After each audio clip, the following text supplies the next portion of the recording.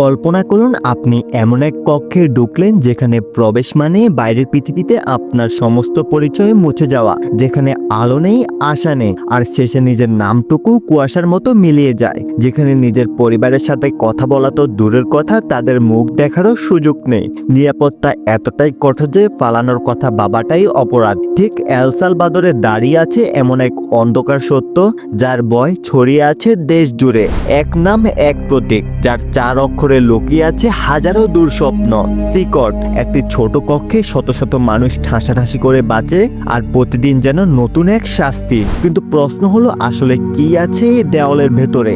কি সেই ভয় যার নাম শুনলে মানুষের গা শিউরে ওঠে? চলুন ধীরে ধীরে উন্মোচন করি সেই অন্ধকার বাস্তবতা। এল সালভাদোর মধ্য আমেরিকার মাত্র 6 মিলিয়নের ছোট একটি দেশ, কিন্তু ক্রাইমের দিক থেকে একসময় এটি ছিল পৃথিবীর অন্যতম বিপজ্জনক দেশ। 1980-এর দশকে গৃহযুদ্ধের পর MS-13 এবং বেরিও 18-এর মতো গ্যাংগুলো সাধারণ মানুষকে দিনের আলোতেই হত্যা করত। দেশ জুড়ে আতঙ্ক, সহিংসতা আর দর্শন প্রায় কয়েক দশক ধরে এল সালভাদোর অপরাধের কেন্দ্রবিন্দুতে পরিণত হয়। এই অমানবিক পরিস্থিতি মোকাবেলায় 2022 সালে প্রেসিডেন্ট নায়েব বুকেলের ঘোষণায় 1 বছরেরও কম সময়, মাত্র 16 মাসে প্রায় 70,000 আসামিকে গ্রেপ্তার করা হয়, যা আগে কেউ কল্পনা করতে পারত না। কিন্তু এত বড় সংখ্যক গ্রেপ্তারকৃতদের কোথায় রাখা হবে? এরই মধ্যে জন্ম নেয় সেই ভয়ঙ্কর কারাগারের নাম সিকট। সিকট শুধু একটি কারাগার নয়, এটা যেন ভয়ের এক দুর্ভেদ্য দুর্গ। 410 একর এলাকা জুড়ে এই স্থাপনাটি ভাগ করা হয়েছে 8টি বিশাল মডিউলে। চারদিকে আকাশ ছোঁয়া দেওয়াল, কাঁটাতার আর 19টি পাহারা টাওয়ার, যেখান থেকে সশস্ত্র প্রহরীরা দিনরাত নজরদারি করে। সবচেয়ে ভয়ঙ্কর হলো বৈদ্যুতিক বেড়া। প্রতিটা তারে 15,000 ভোল্ট বিদ্যুৎ চলতে থাকে, যার স্পর্শ মানেই মৃত্যু।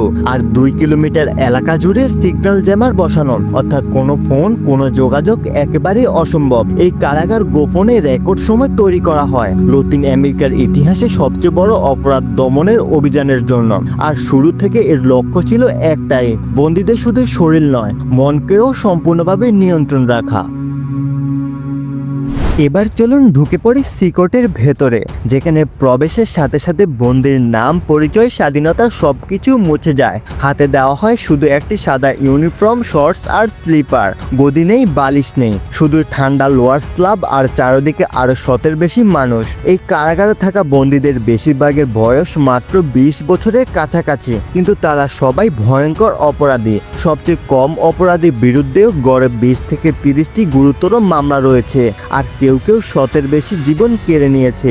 কারাগারের 8টি মডিউলে, প্রতিটা মডিউলে 32টা সেল রয়েছে। একটি সেলে 80 জন বন্দীকে রাখা হয়। সময়ের সাপেক্ষে তা 150 জন ছাড়িয়ে যায়, যেখানে একজন বন্দীর জন্য মাত্র 0.5 বর্গ কিলোমিটার জায়গা বরাদ্দ।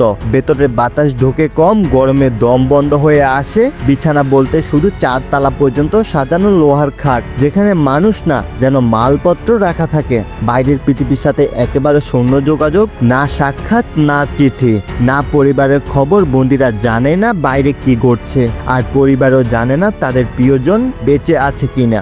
দৈনন্দিন জীবন আরও কঠিন। দিনে 23 ঘন্টা বন্দীরা সেলের ভেতর আটকে থাকে। সপ্তাহে 1 ঘন্টা বাইরে যাওয়ার সুযোগ, সেটাও ব্যায়াম আর ধর্মীয় শিক্ষার জন্য। এবং সেই সামান্য সময়টাকেও কঠোর পাহারায় কাটাতে হয়। মাঠ নেই, শুধু উঁচু উঁচু দেওয়ালে গেড়া ছোট সিমেন্টের উঠান। খাবার, ডাল ভাত আর রুটি, প্লেট চামচ কিছু নেই। মেঝেতে বসে খেতে হয়, আর খাবার ঢোকানো হয় দরজার ছোট একটা ফাঁকা দিয়ে। পুষ্টিহীনতার কারণে অনেক বন্দী কয়েক সপ্তাহে 10 কেজি ওজন হারায়। পরিচ্ছন্নতা প্রায় নেই বললেই চলে। প্রতিটা সেলে একটি করে ব্যারল, সেটার পানি দিয়ে পান করা, মুখ ধোয়া, গোসল সব করতে হয়। সাবান নেই, টুথপেস্ট নেই। 80 জনের জন্য একটা মাত্র টয়লেট। কোনো গোপনীয়তা ছাড়াই। দুর্গন্ধ, গরম আর গ্রামের বাতাসে বাঁচাই কঠিন হয়, যার ফলে রোগ খুব দ্রুত ছড়ায়। এবার আসি সবচেয়ে ভয়ঙ্কর জায়গায়, আইসোলেশন সেল। এটা শুধু শাস্তি নয়, এটা মানুষের মানসিক শক্তি ভেঙে ফেলার এক যন্ত্র। 3 স্তরের নিরাপত্তা পেরিয়ে যেতে হয়। ভেতরে নেই আলো, নেই শব্দ, নেই মানুষের কোনো অস্তিত্ব, শুধু একটা সিমেন্টের স্ল্যাব আর মেঝেতে একটা গর্ত। বন্দীদের খাবার দেওয়া হয় দেওয়ালের ছোট একটা ফাঁকা দিয়ে। অনেককে এখানে 15 দিন পর্যন্ত রাখা হয়, পুরো অন্ধকারে। কিছুদিন পরে শুরু হয় বিভ্রান্তি, ভয়, হ্যালুসিনেশন। কেউ শূন্যে চিৎকার করে, কেউ নিজের সাথে কথা বলে, কেউ দেওয়ালে মাথা ঠুকতে থাকে। একজন প্রাক্তন বন্দির বাসায় এটা যেন জীবন্ত কবর। এখানে বন্দীদের জন্য মানবিকতার কোনো সুযোগই নেই। কারাগারটি শুধু শাস্তির জন্য, মুক্তির কোনো আশাই নেই। যারা আসে তারা জানে এখান থেকে মুক্তি পাওয়ার একমাত্র উপায় মৃত্যু।